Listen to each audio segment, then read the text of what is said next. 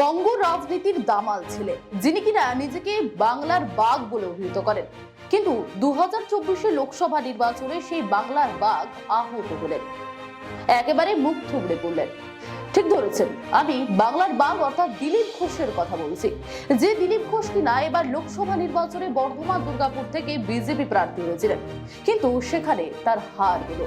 জিতে গেলেন তৃণমূল প্রার্থী কীর্তি আজাদ। তার কাছে বেশ ভালো রকমের ব্যবধানে হার হলো দিলীপ ঘোষের। দিলীপ ঘোষ যিনি কিনা একবার বিধায়ক, দুবার সাংসদ ছিলেন, কিন্তু কেন হারলেন দিলীপ ঘোষ? কারণগুলি বিস্তারিত জানাবো।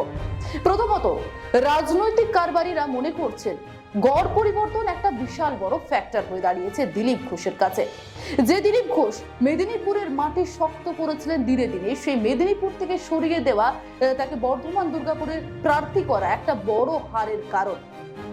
যেখানে দিলীপ ঘোষ নিজের মানুষজনের মধ্যে জনপ্রিয়তা অর্জন করেছিলেন মেদিনীপুরের মাটিতে, সেখানে গিয়ে বর্ধমান দুর্গাপুরের মাটিকে তাকে ভালো রকম তিনি ব্যাটিং করতে পারেননি। সেখানে কীর্তি আজাদ শেষ হাসি হেসে বেরিয়ে গেলেন। এটা একটা বড় কারণ তো রয়েছে।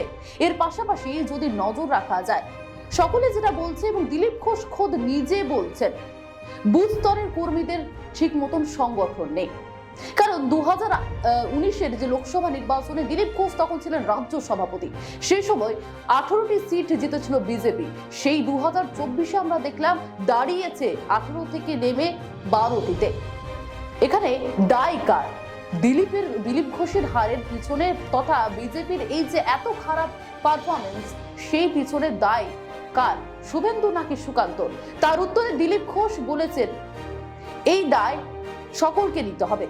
দিলীপ ঘোষ বিস্ফোরক মন্তব্য করেছেন, কোন রকম রাগ ঢাক আর করেননি। তিনি কিন্তু রাজ্যের যারা রয়েছেন বিজেপি নেতৃত্ব, তাদেরকে কিন্তু সরাসরি কটাক্ষ করেন যে জিতলে মালা পরবো, হারলে যত দোষ দিলীপ ঘোষ। মন্তব্য করেছেন দিলীপ ঘোষ খোদ নিজে। এর পাশাপাশি দিলীপ ঘোষ আরো মন্তব্য করেন যে এই রাজ্যে বিজেপির মানুষজন রয়েছে, সংগঠন রয়েছে, লোক রয়েছে, কিন্তু সেই জোশ নেই, কারণ সঠিক সংগঠক নেই এই রাজ্যে। খোদ দিলীপ ঘোষে মন্তব্য করেছেন এবং রাজনৈতিক বিশেষজ্ঞরা ঠিক একই মতামত করছেন। এর পাশাপাশি দিলীপ ঘোষের হারের পিছনে রাজনৈতিক বিশেষজ্ঞরা আরো একটি মতামত রাখছেন, তা হচ্ছে গিয়ে যে কেন্দ্রীয় স্তরে যে নির্বাচন, প্রার্থী নির্বাচন, তা কিন্তু সঠিক হয়নি, তা অনেকটা ডামাডোল পাকিয়ে গিয়েছে বিজেপির জন্য। এর পাশাপাশি আরো একটি কারণ রাখবো যে এর যে সংগঠন ঠিক মতো হয়নি। এর পাশাপাশি পুরো রাজ্য জুড়ে আমরা যে হার দেখতে পেলাম বিজেপির, যেটা সমীক্ষা থেকে শুরু করে সকলে মনে করেছিল অনেকটা মার্জিনে এগিয়ে থাকবে বিজেপি, সেই জায়গায় পুরোপুরি কিন্তু মুখ থুবড়ে পড়তে হলো বিজেপিকে। মেদিনীপুর থেকে শুরু করে আসানসোল, দুর্গাপুর, বর্ধমান থেকে শুরু করে বাঁকুড়া, সব জায়গাতে বিজেপির কিন্তু হার। এখানে দিলীপ ঘোষ একটা বড় ইস্যু করছেন, সেটা হচ্ছে সংগঠক। ভালো সংগঠক এই রাজ্যে নেই বিজেপির। এখন দেখার বিষয়, বর্ধমান দুর্গাপুরের যিনি জয়ী প্রার্থী কীর্তি আজাদ, তিনি বর্ধমান দুর্গাপুরের জন্য বা বর্ধমান দুর্গাপুরবাসীর জন্য কতটা কি কাজ করতে পারেন, পার্লামেন্টে গিয়ে কতটা আওয়াজ তুলতে পারেন, সেটাই এখন দেখার বিষয়।